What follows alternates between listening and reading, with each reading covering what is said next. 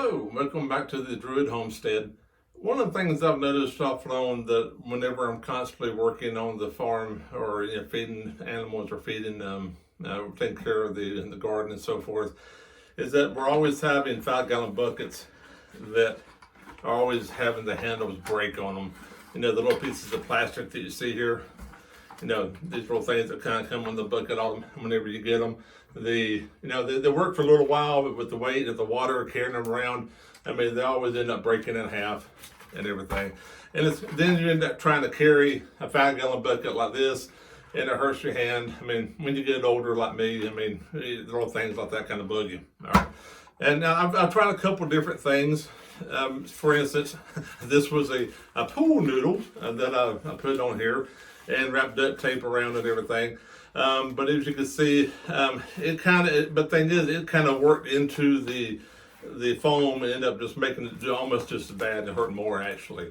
So it worked for a little while, and also it's just really big and cumbersome and always falls over to the side. So what I've kind of come up with is a way to use some rope. In this case, it's going to be 550 paracord. Now this is the common thing you see a lot of those sort of survival bracelets made out of, for example. So you want to make sure you get the real 550 cord. It actually has 5 individual strings inside of it. I'll show you that in a second. So in order to do this project, basically you're going to need, obviously, a Gippy bucket.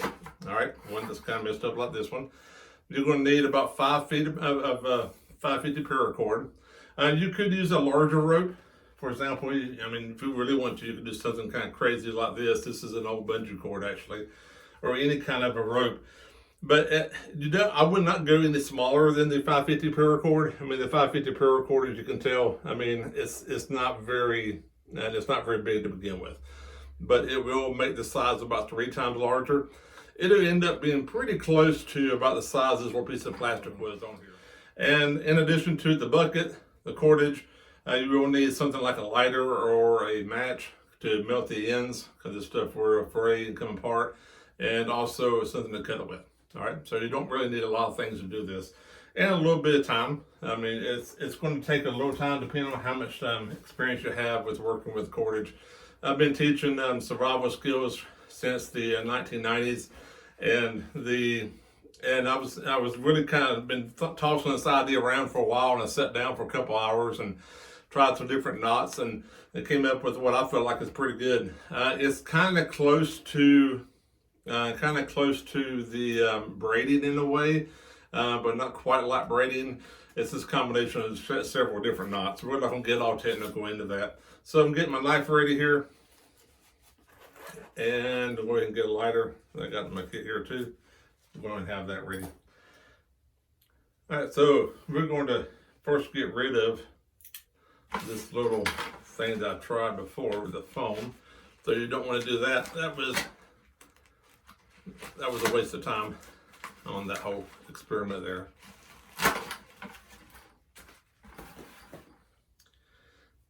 All right, and so I am approximately 6 feet. So my arm length is about the same for me as my height. So we go from fingertip to fingertip, and then I'm going to come back about a foot and take that much off. It'll be about 5 feet. I do want to show you, I want to cut this instead of melting it. It's best to melt it right after the get-go. Whenever you separate this up, when you cut it, you can actually see 5 individual strings there. I'm gonna put my hand up there, maybe you actually kind of see it there. So you can actually see 5 individual strings, and that's how you know it's actually real paracord, and it's going to last longer. Some of the cheaper stuff is just like some nylon braided, not even braided, it's just like a filler. So this is definitely better. For survival situations, the great thing about this, you could take this apart and have individual strings for like fishing and so forth. So we're going to go ahead and melt that real quick. That cuts on fire there, kind of get down to a little bit, and it is hot. I have burnt myself hundreds of times probably, because I like it's done, and no, it's not. And you wouldn't think that much would hurt, but yeah, it can. Okay, well, that's not really too important how pretty that is, because we're going to end up probably having to cut again anyway. So basically what we're going to be doing here, I'm going to start out with this big rope for demonstration so you can actually see here, is going to be we're folding this over to here, and we're bringing this up to here. And then we're making a little loop over here. And I'll go into more detail in a minute, show you kind of this and more things, but I'm just kind of doing this as here. All right, and then we start wrapping it around and around, okay? And once we get to the end, then we are going to go back through here, all right? And then we get the other end that pulls it in tight. And this looks all jumbled up because this is really big cord. So that was in about 1 minute. We got a little bit of a handle, but that just kind of gives you an idea of the concept here. With something that's really kind of way too big than what it needs to be. All right, so I'm gonna take that back off.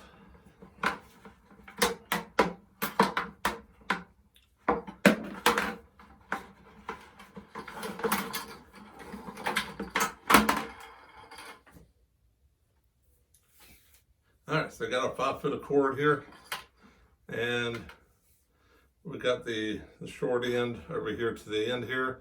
This just needs to be enough to hang off a few inches here. Now this is, you see how that is right there? All right, so this is, whenever we do this, we're gonna have it pretty much go from, our goal is all the way to that little flat area where the handle normally would be. But I do want a few inches left over hanging on the edge here, so that way it actually can kind of go past that one, has something to grab onto. That'll make sense and a little bit later to tighten it up. So then we come over here and we fold it in half, like a little loop. And then that loop needs to be the length of the handle and going back, maybe even just a touch more than the handle. Okay, so basically at this point, we have a loop like this. With the other one here, it would be a loop like that, going there, okay? All right, so as soon as we are over here, got the loop over there, I'm going to wrap this around one time here. This is probably the only really tricky part. When I wrap it around, I'm wrapping it around both sides of this loop and also around the wire too, okay? All right, so and I'm going to attempt to get closer.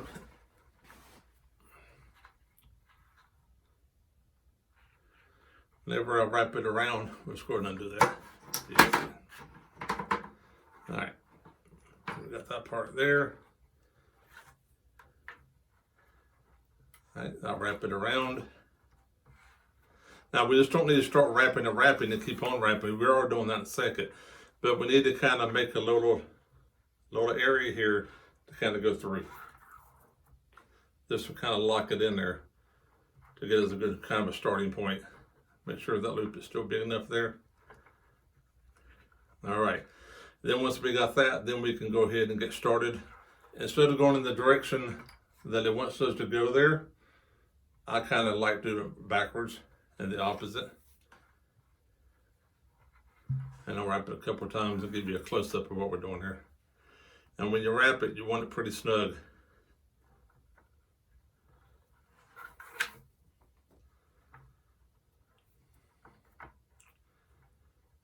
So that's what we got so far there. All right, well, you can actually see where it's happening there. All right, then we're going to continue.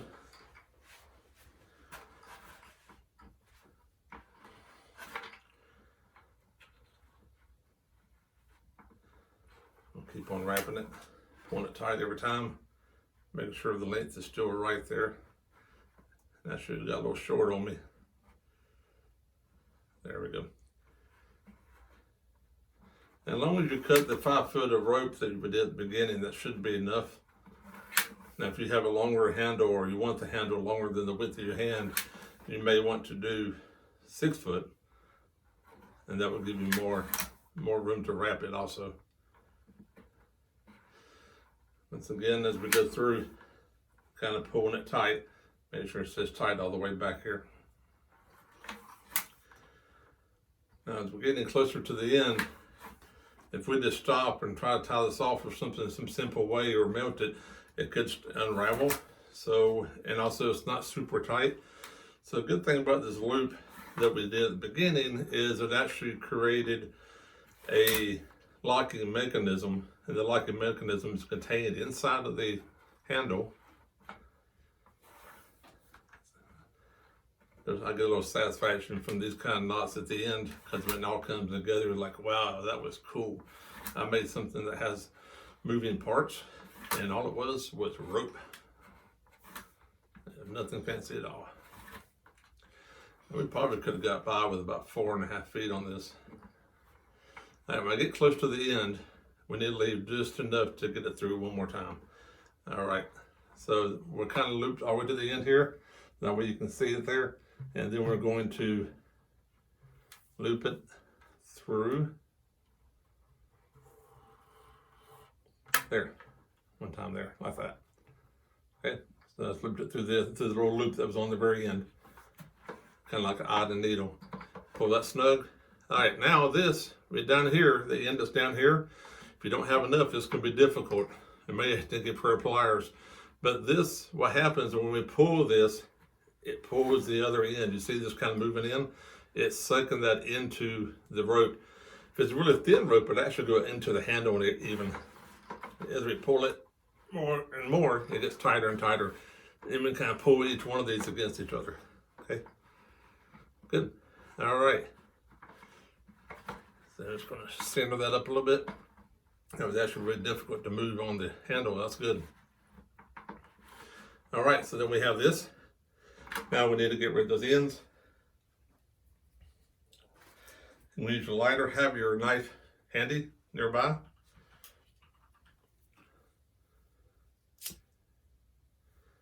I'm going to get the end of that all melted there.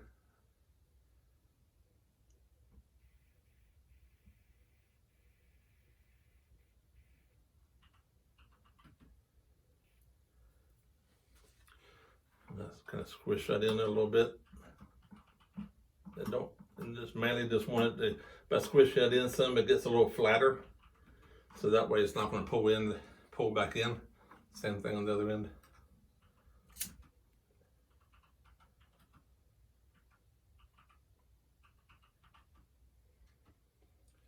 Pull on the rope a little bit so that way when it breaks, it comes off of me and it and burns me. Yep, that hurt. Yep, don't do that way.